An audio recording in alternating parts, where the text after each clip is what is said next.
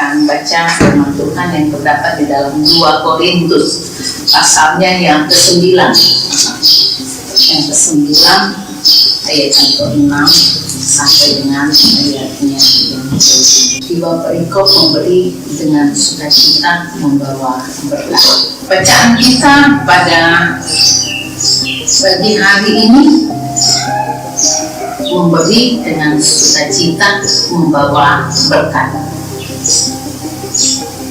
Jadi kalau kita orang memahami ini, kita orang bisa bertanya pada diri sendiri, bagaimana dengan orang suka memberikan atau suka menerima.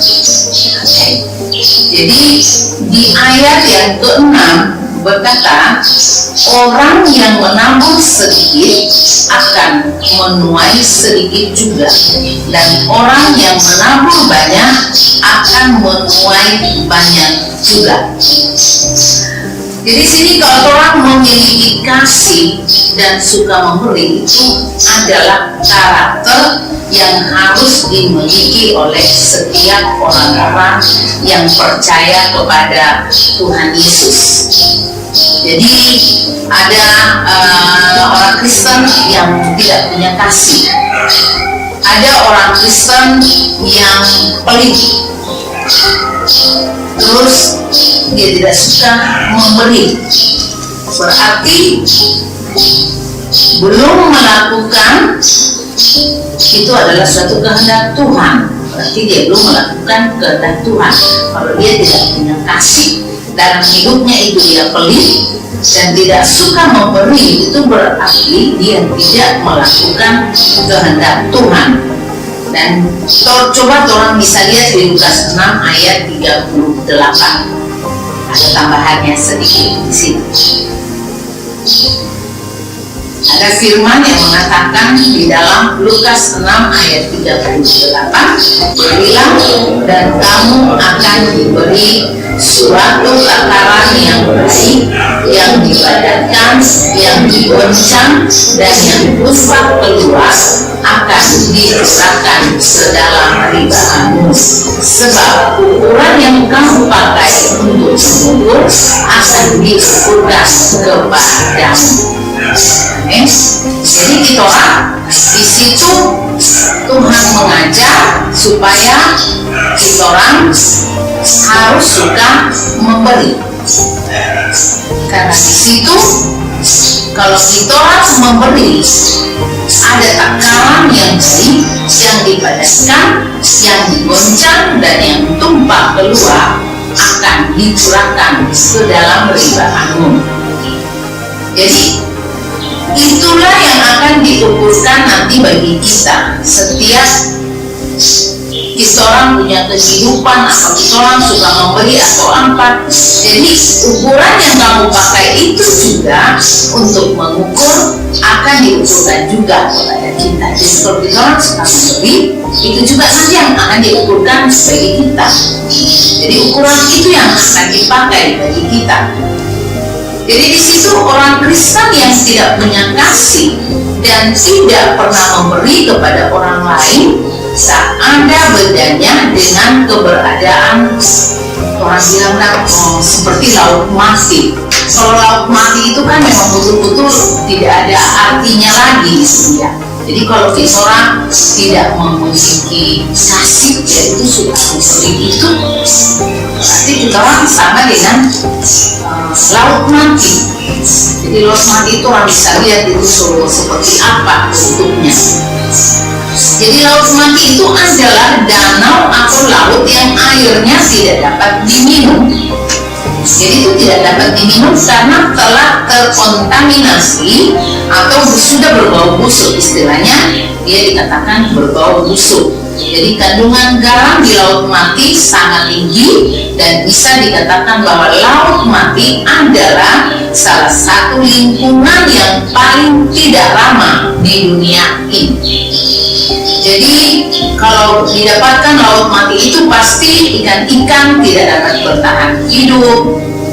Dan secara geografis laut mati dialiri oleh Sungai Yordan. Kalau kita orang pernah dengar itu ceritanya, Laut Mati itu dialiri oleh Sungai Yordan yang bermuara ke laut. Namun tidak seperti danau lain, Laut Mati tidak memiliki saluran keluar.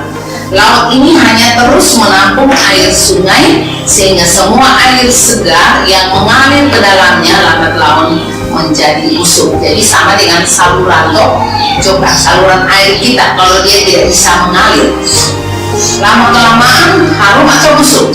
Oh, busuk sekali ya. Jadi dia harus dialirkan ya, supaya tidak sama dengan itu laut itu. Jadi itu sungai-sungai itu kan bermuara di laut. Jadi kalau tidak bisa mengalir, maka lama-kelamaan itu air laut itu pasti busuk. Nah, jadi disebut dengan laut mati. Jadi itulah gambaran yang tepat mengenai orang yang hidup mementingkan diri sendiri. Orang yang selalu berharap untuk diberi tetapi tidak suka memberi.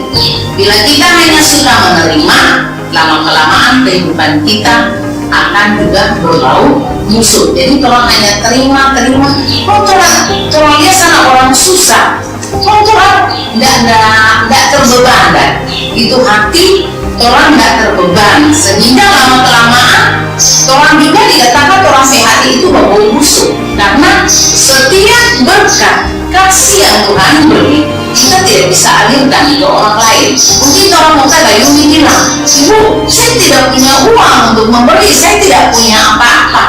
Tuhan bilang kan bukan menyangkut masalah uang kan, tetapi kasih yang ada sama orang itu, orang bisa alirkan supaya orang lain juga bisa menikmati kasih Tuhan di dalam kehidupan mereka. Apa yang Tuhan miliki, yang Tuhan kasihlah. Pengenalan kita yang benar kepada Tuhan, orang bisa menikmati Tuhan, maka Tuhan bisa bagikan itu kepada orang lain. Orang-orang, teman-teman kita mungkin yang ada di dekat kita, kalau lihat, aduh kenapa dia kok merenung, dia sedih, dia apa, Tuhan bisa tanya, ada apa?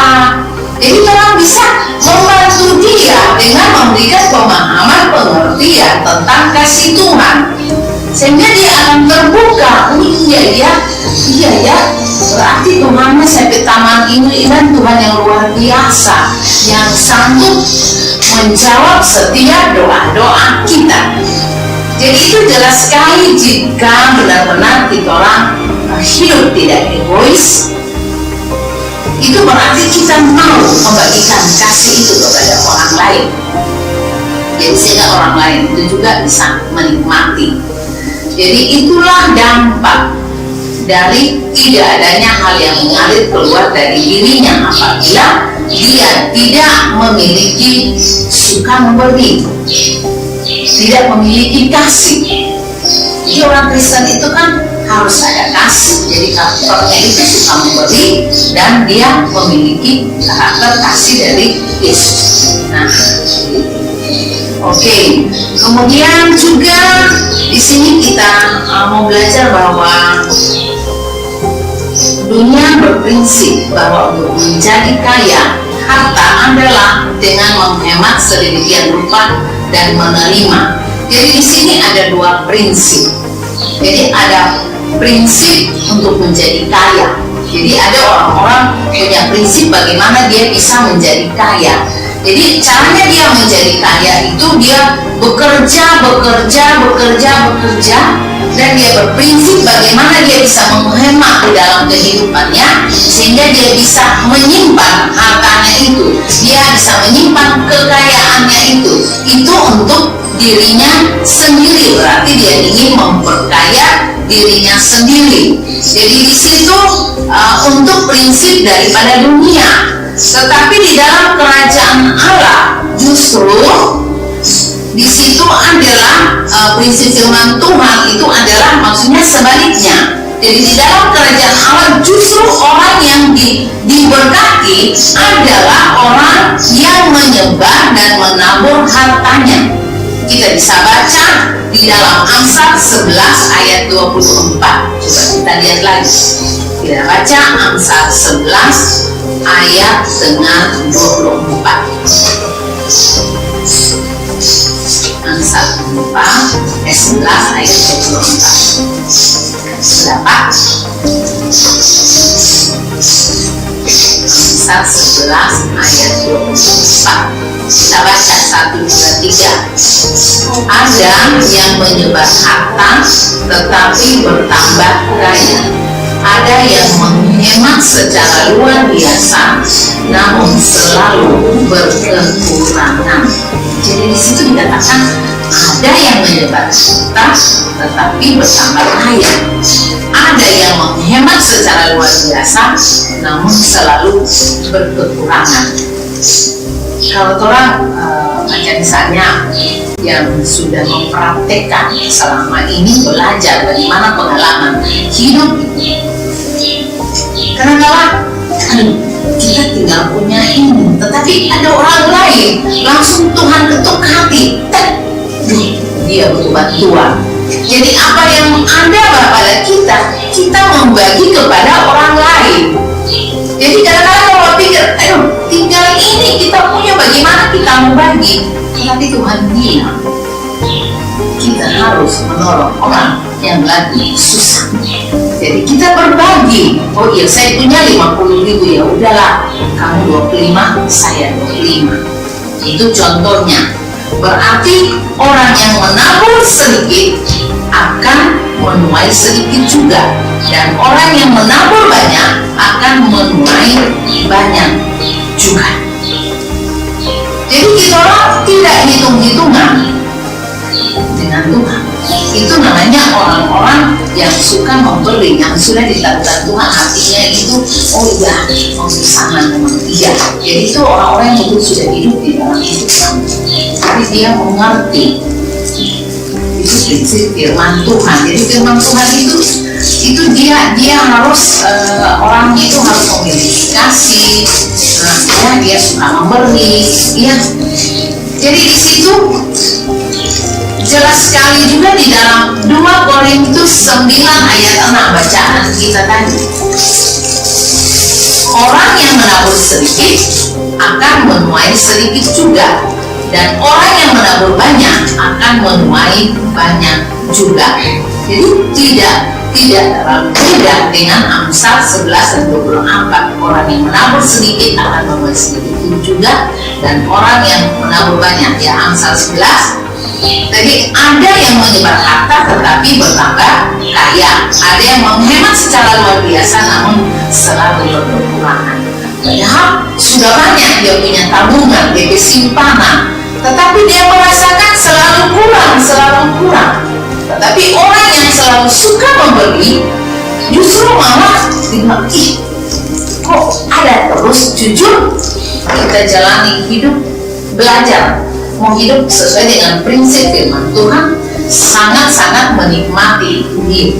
Kamu akan diperkaya dalam segala macam kemurahan hati yang membangkitkan syukur kepada Allah oleh karena kami.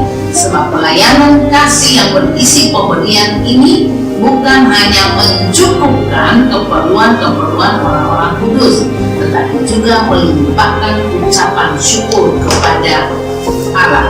Jadi pada saat kita memperhatikan orang-orang lain, berarti sama dengan dikatakan di situ melimpahkan ucapan syukur kita kepada Allah.